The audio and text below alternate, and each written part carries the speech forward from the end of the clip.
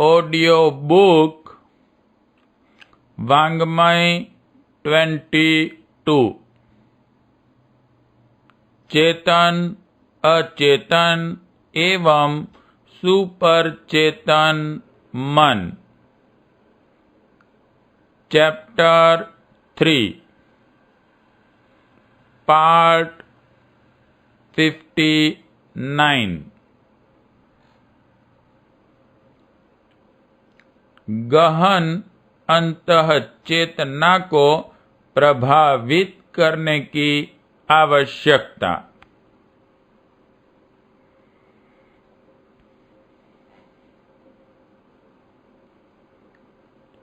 एक व्यक्ति दूसरे व्यक्ति को तर्क, प्रमाण, विचार, परामर्श आदि देकर प्रभावित कर सकता है। इसकी जानकारी सभी को है। अध्यापक अपने छात्रों के मस्तिष्क को विकसित करते हैं। पहलवान अपने शागिर्दों को कुश्ती, कसरत सिखाकर बलवान बनाते हैं। वक्ता, लेखक विचारों से हलचल उत्पन्न करते और लोगों के सोचने के तरीके में परिवर्तन करते हैं। नर नारी के बीच शारीरिक आकर्षण ही काम करता है और प्रतिभाशाली व्यक्ति अपने रौब दौब आतंक का भी उपयोग करते हैं। उपरोक्त प्रभाव प्रक्रिया का स्तर उथला ही रहता है। अध्यापक गणित, इतिहास, भाषा, भूगोल आदि की जानकारी करा देने पर अपने कर्तव्य से छुट्टी पा लेते हैं। वे चिंतन की शैली, आकांक्षा और दिशा नहीं बदल सकते। अखाड़े के पहलवान शागिर्दों की मांसपेशियां मजबूत कर सकते हैं, उनमें मनोबल उत्पन्न नहीं कर सकते। अखाड़े में जाकर कोई संयमी, सदाचारी, मनस्वी, साहसी बन जाए यह आवश्यक नहीं, क्योंकि पहलवानी की शिक्षा उथले स्तर पर ही समाप्त हो जाती है। वह अंतरंग की गहराई में नहीं उतरती हैं। इसी प्रकार लेखक, वक्ता, नेता, प्रतिभा संपन्न व्यक्ति अपनी तेजस्विता, सम्मोहन से तत्काल तो कुछ भी सोचने करने को आवेश उत्पन्न कर सकते हैं, पर वह क्षणिक होता है और उथला रहता है। वह नशा उतरते ही लोग अपने पुराने ढर्रे पर आ जाते हैं और वह कृत्रिम उत्साह अपनी क्षणिक चमक दिखाकर तिरोहित हो जाता है। कारण स्पष्ट है। जो शिक्षण दिया गया था वह अंतःकरण की गहराई तक प्रवेश न कर सका, केवल उथले बौद्धिक स्तर तक टकराकर बिखर गया। उस टकराहट की प्रतिक्रिया जितनी देर रह सकती थी उतनी देर रही और उसके बाद व्यक्ति की वही संस्कारगत स्थिति आ गई। मनुष्य का समग्र व्यक्तित्व विकसित एवं परिवर्तित करने से ही उसकी गरिमा और महत्ता बढ़ सकती है। महामानव इस विश्व की सच्ची संपत्ति होते हैं। कोई देश और समाज इन्हीं के कारण गौरवशाली बनते हैं।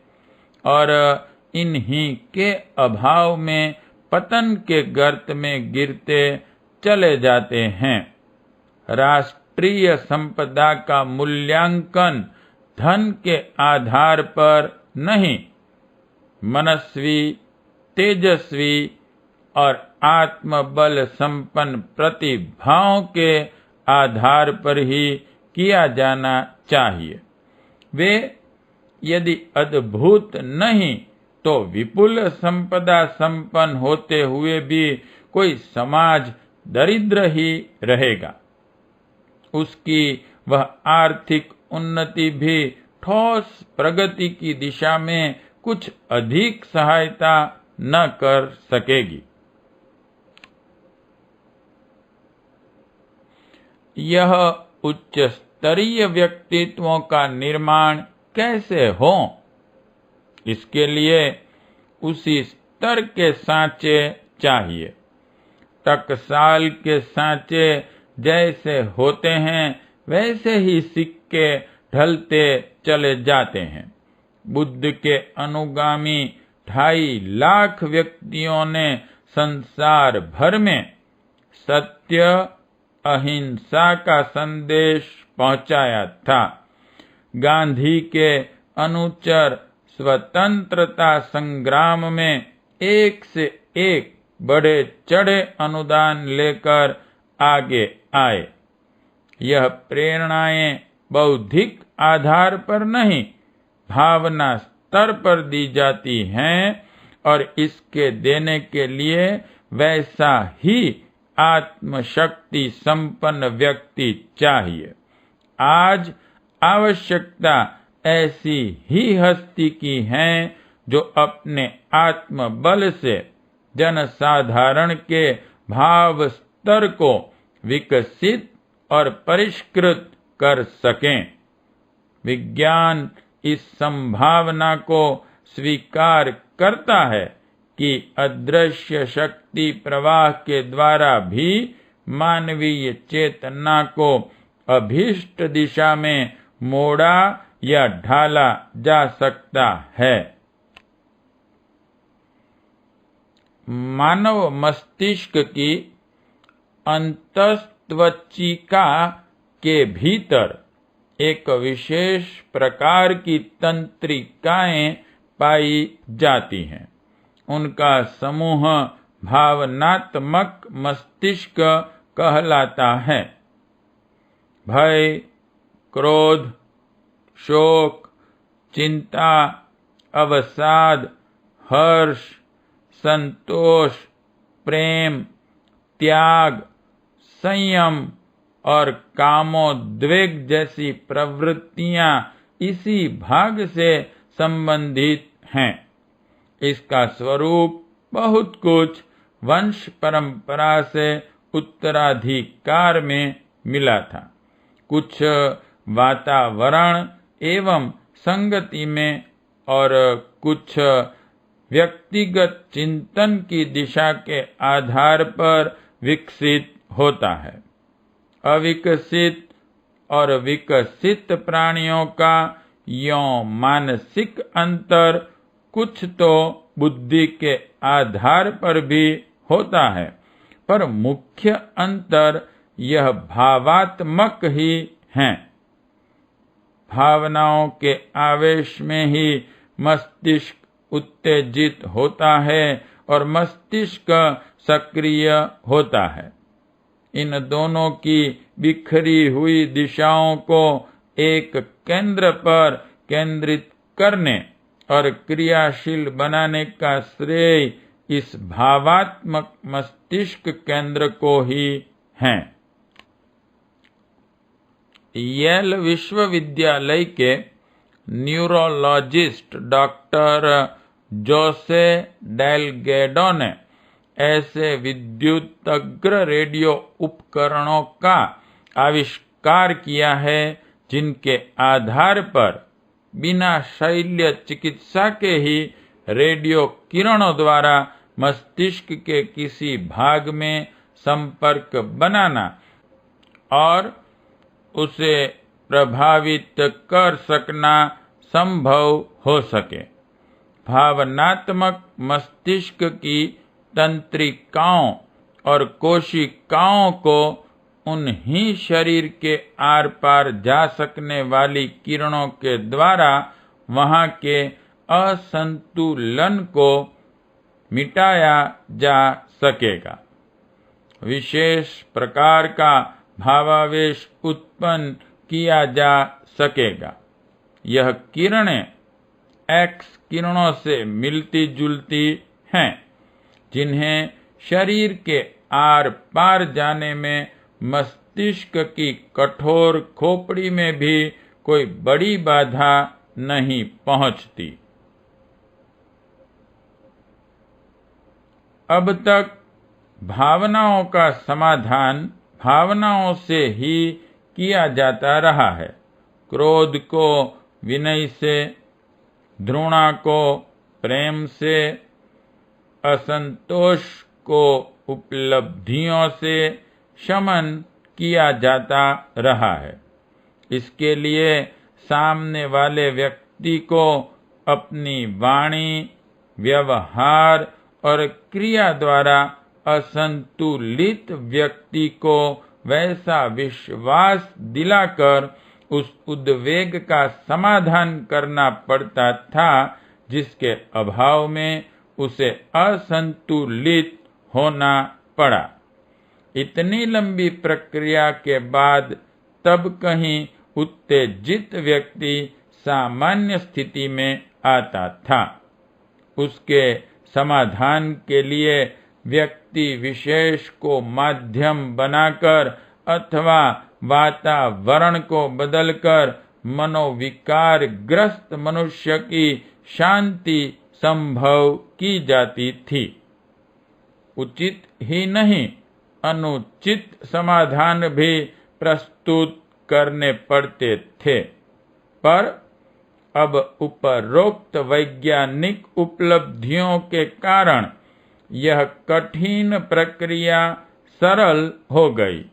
रेडियो विद्युत धाराएं आवेशग्रस्त मस्तिष्कीय खंड का शमन कर दिया करेगी और मनुष्य चिकित्सक के इशारे पर अपने भाव संस्थान में आवश्यक परिवर्तन कर लिया करेगा।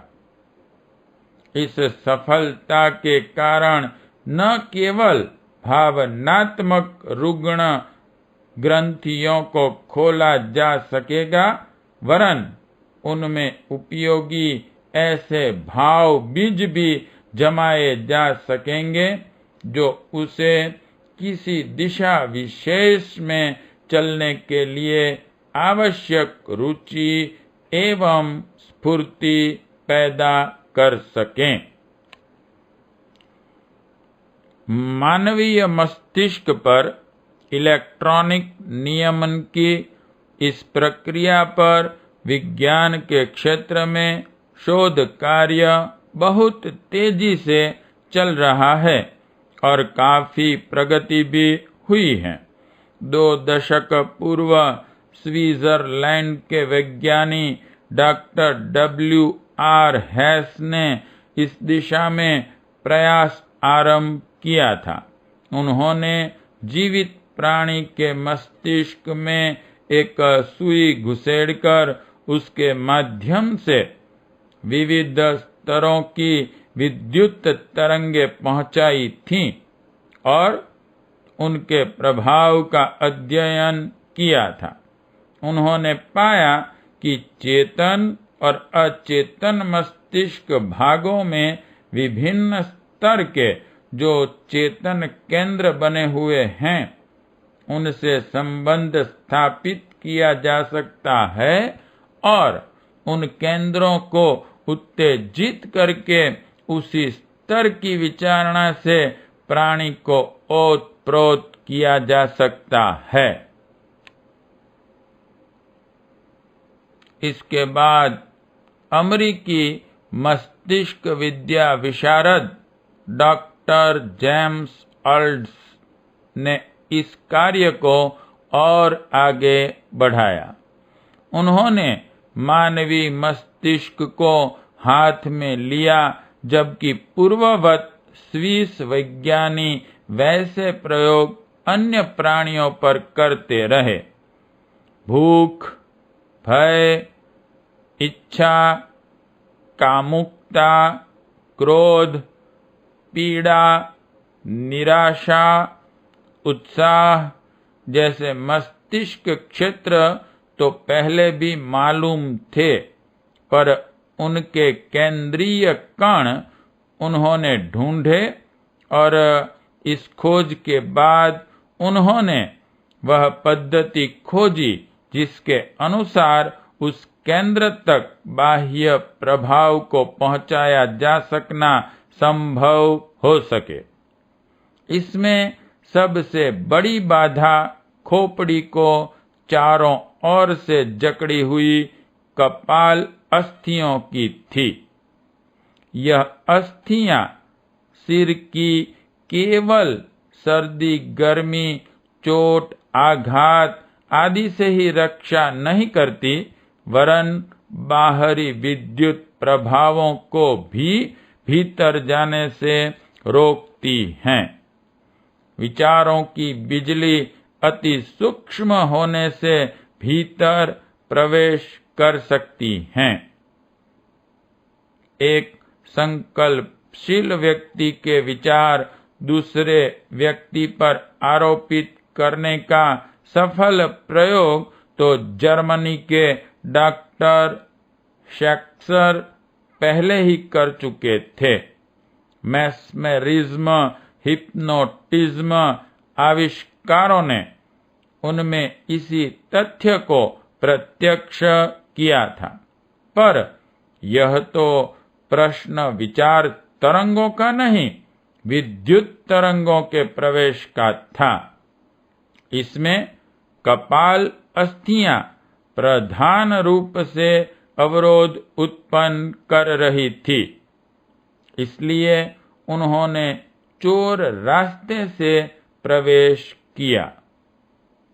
रेडियो प्रभावित रसायनों को रक्त में मिलाकर और उस प्रभावित रक्त में विद्युत तरंगे पहुंचाकर नया रास्ता खोज लिया गया और अमुक केंद्र को उत्तेजित करने के लिए अमुक स्तर की विद्युत का प्रयोग करने की पद्धति का निर्धारण कर लिया गया।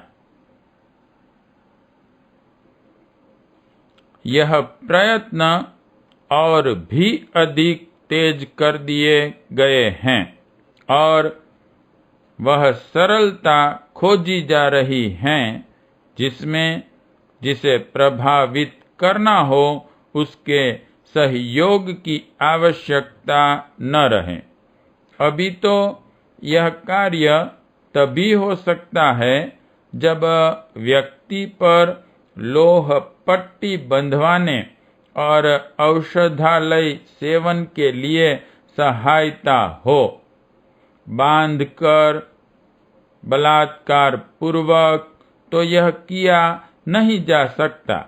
यदि व्यक्ति अपने ऊपर इस प्रकार का प्रभाव डलवाने के लिए सहमत न हो, तब तो सारी योजना ही निरस्त हो जाएगी।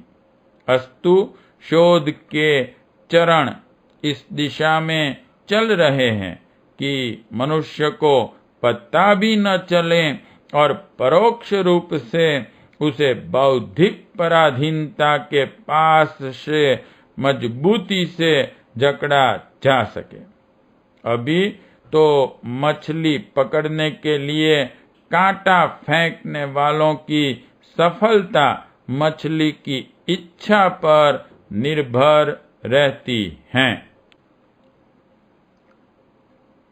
ये वैज्ञानिक मछुए यह प्रयत्न कर रहे हैं कि कांटा डालने की जरूरत ही न पड़े, मछली का सहयोग अपेक्षित ही न रहे, वरन उनमें ऐसी प्रेरणा उत्पन्न की जाए कि ये जाल में आने के लिए खुद ही दौड़ती चली आए।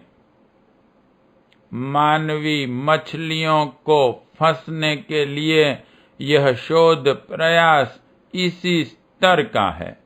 प्रकृति की शक्तियों को वशवर्ती करने में बहुत बड़ी मात्रा में सफलता प्राप्त कर लेने के बाद अब चेतना की स्वतंत्रता को विज्ञान की मुट्ठी में कैद करने के लिए अन्वेषण गतिविधियां तीव्र कर दी गई हैं और विज्ञान क्षेत्र में समुन्नत देश गुपचुप इस दौड़ में परस्पर बाजी मारने के लिए खुले हुए हैं।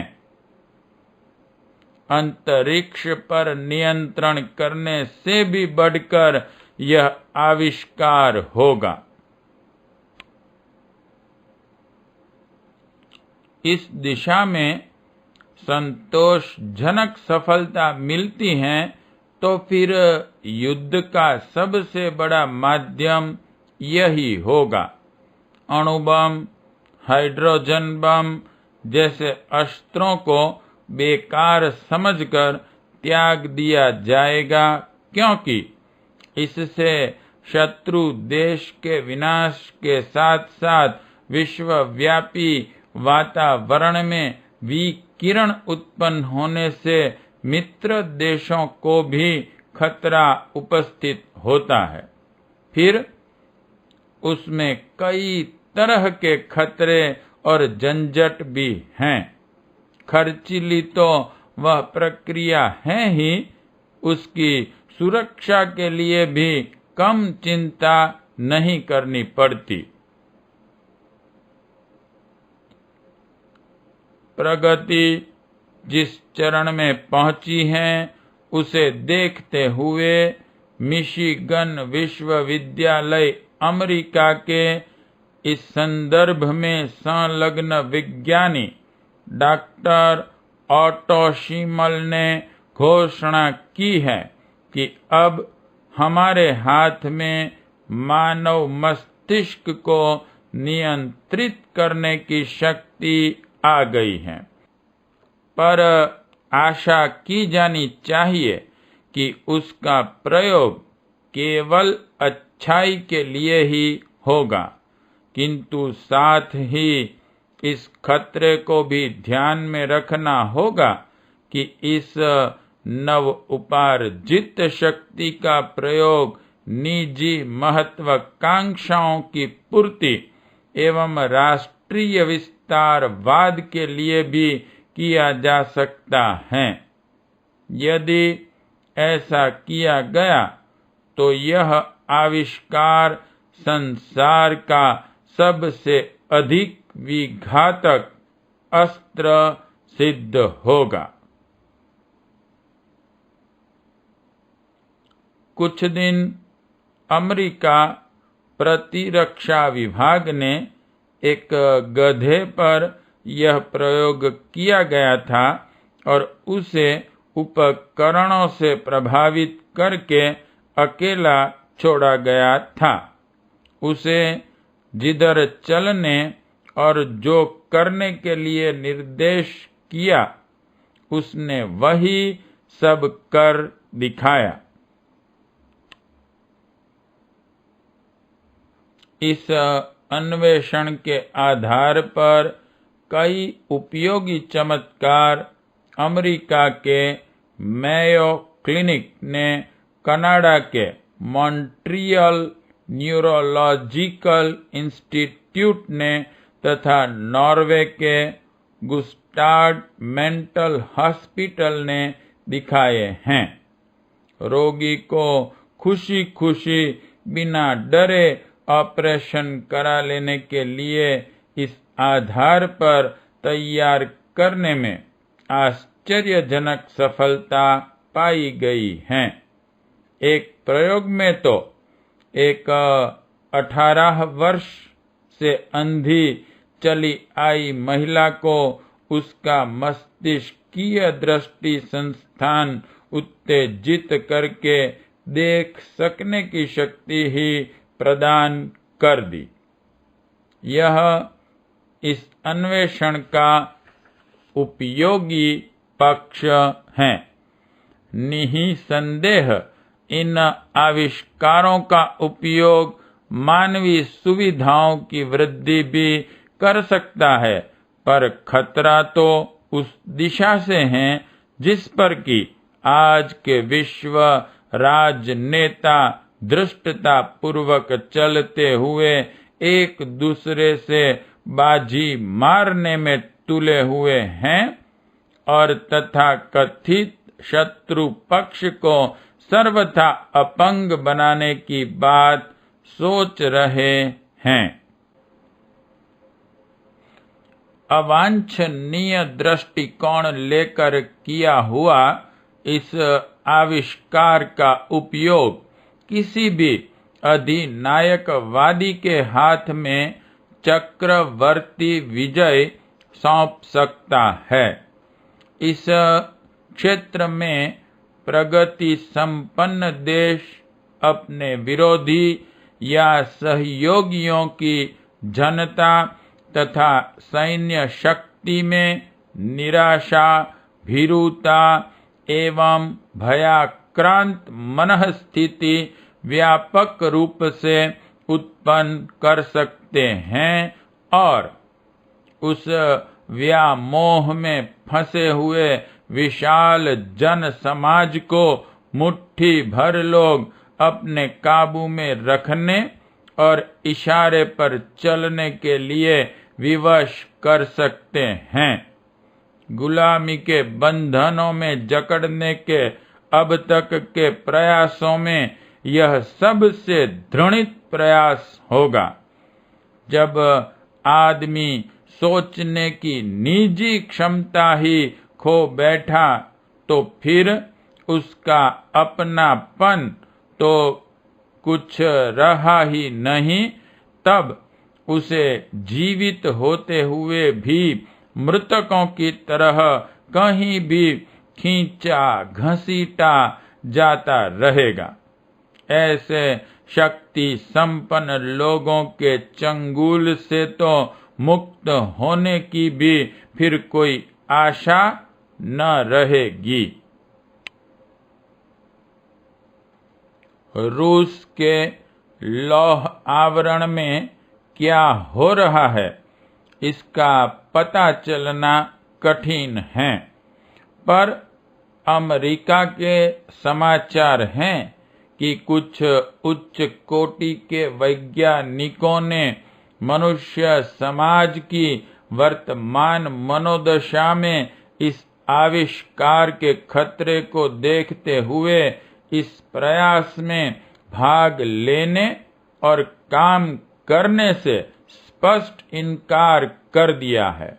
जो लोग लगे हुए हैं उनका तर्क यह है कि हम इस प्रयास में इसलिए लगे हुए हैं कि रूस हमसे आगे न निकल जाए और कहीं उसके चंगुल में हमारा देश ही न फंस जाए। वे कहते हैं अंतरिक्ष यानों की प्रतिस्पर्धा का भी तो यही कारण है, फिर मस्तिष्क पर नियंत्रण प्राप्त करने की इस खोज में ही क्या दोष है। भौतिक विज्ञान मनुष्य के मस्तिष्क तक ही पहुंच सकता है, क्योंकि मस्तिष्क भी शरीर का ही एक अंग होने से उसे भी भौतिक क्षेत्र में सम्मिलित रखा गया है। मन को छठी या 11वीं इंद्रिय ही माना गया है। वैज्ञानिक उपकरणों द्वारा मस्तिष्कों को प्रभावित करने की विधि लगभग खोज निकाली गई है और वह निकट भविष्य में सामने आ भी रही हैं। इसका भला बुरा प्रभाव जल्द ही देखने के लिए मिल जाएगा, पर भाव क्षेत्र फिर भी सूना ही पड़ा रहेगा।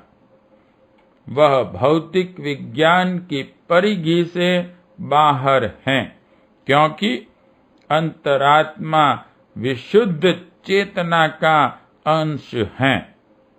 उसे प्रभावित, परिणत और परिष्कृत करने में केवल आत्मसत्ताएं ही समर्थ हो सकती हैं। आज आत्मसत्ता की दुर्बलता के कारण भौतिकवादी असुर सत्ता संसार की समस्त संपदाओं पर हावी होती जा रही हैं। मस्तिष्क की स्वतंत्र चिंतन शैली पर भी उसका दांत है और आश्चर्य नहीं कि वह भी उसकी पकड़ में आ जाए।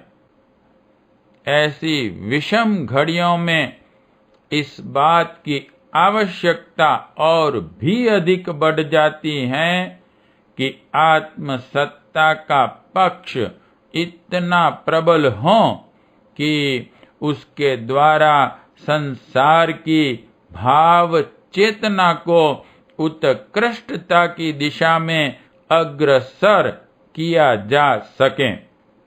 ऐसा हो सका तो भौतिक विज्ञान और उसकी समस्त उपलब्धियों को विश्व कल्याण में नियोजित किया जा सकेगा। यदि ऐसा न हो सका तो भौतिक विज्ञान के बढ़ते हुए चरण मनुष्य को एक मशीन मात्र बनाकर छोड़ेंगे और कुछ सत्ताधारियों की कठपुतली बनकर समस्त मनुष्य समाज को सबसे बुरी पराधीनता, मस्तिष्कीय गुलामी के निविड़ बंधनों में बांधकर दयनीय स्थिति में जीना पड़ेगा। ऐसे विषम समय में आत्मविज्ञान पक्ष को अधिक समर्थ और अधिक सक्रिय होने की आवश्यकता है। पार्ट 59 समाप्त।